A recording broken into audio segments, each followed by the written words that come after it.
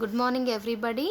Now let us continue with covalent carbides. One more type of carbides.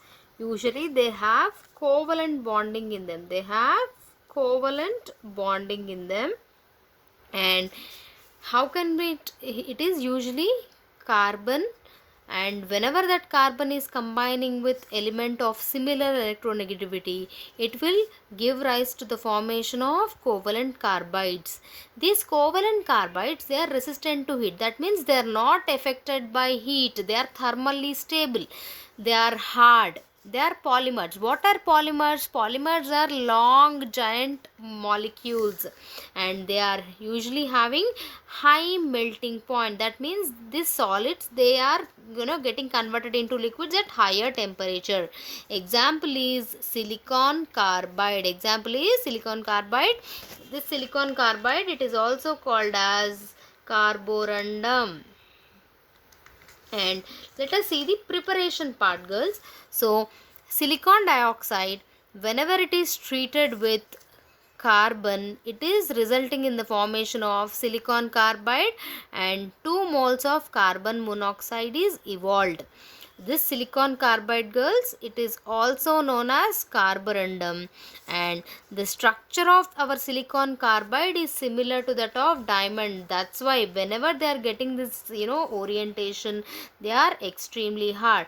If you can see around carbon, these silicons, they are arranged in a tetrahedral arrangement, and this silicon carbide, in presence of air, will react with the NaOH,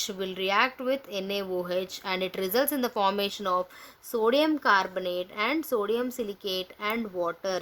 When under extreme conditions, silicon carbide under the presence of oxygen will react with our sodium hydroxide to give sodium carbonate, sodium silicate, and 2 moles of water. This silicon carbide has extensive applications, and it is used as an abrasive. That is like cutting tools. And one more covalent example of covalent carbide is boron carbide, that is B4C. Even this has highly complex lattice structure, and this is even more harder than our carborundum. So boron carbide is having highly complex lattice, and it is harder than the carborundum. Now we will continue with the last set of our carbides, that is metallic carbides. These metallic carbides, they are formed by transition elements. What are transition elements? They are one set of d block elements, and they have unfilled d orbitals. They have half filled or unfilled d orbitals, or they have vacant d orbitals. So they can be prepared by two methods. We can take the metal and directly treat it with carbon. It results in the formation of metal carbide. Directly take the metal and treat it with carbon, you will get metal carbide. The second set of preparation is you take oxide of that particular metal and treat it with carbon. So what happens? Reduction at high temperatures, almost around 2000 degrees centigrade. You need such high temperatures, then it will result in the formation of metal carbide. So we will see the preparation once again. You take the oxide, treat it with carbon. What will happen? Oxide of metal, you take the metal oxide and you treat it with carbon. What will happen at that point? If you maintain high temperature conditions, that is almost about 2000 degrees centigrade, reduction will take place, and it will result in the formation of metal carbides. Carbon atoms, they are relatively small, so what will happen? There are gaps in this metal lattice, so these carbon atoms will go and settle in the gaps or the spaces in that metal lattice. So whenever these carbon atoms are going and settling in the metal lattice, there usually their properties, their structure is not altered, because carbon atoms are very small. They are going and fitting in the gaps. So whenever these carbon atoms are going, they are stabilizing the lattice. They are not disturbing, nor altering. They are stabilizing the lattice of the metal.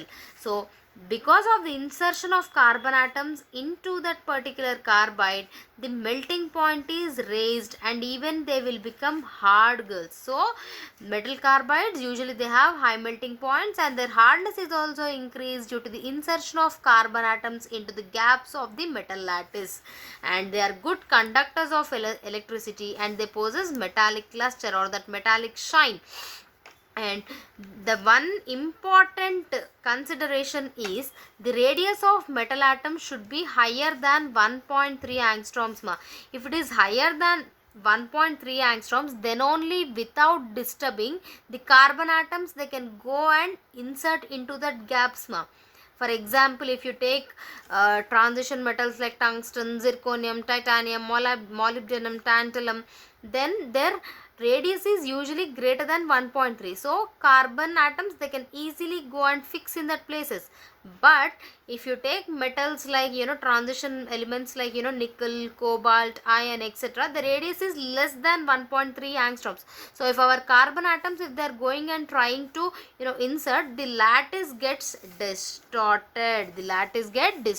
So always the point is the radius of the metal atom should be higher than 1.3 angstroms to so that the carbon atoms can fit in the metal lattice. Examples of that particular metals are tungsten, zirconium, titanium, molybdenum, tantalum.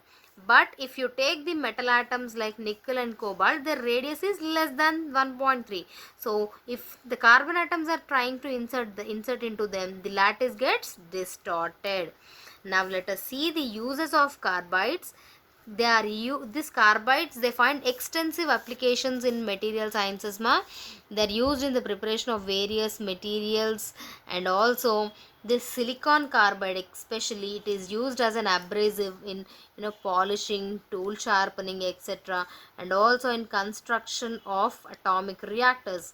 Whereas if you take the tungsten carbide, it is used in the preparation of ballpoint pens and cutting tools. So these are the uses of the silicon carbide and tungsten carbide.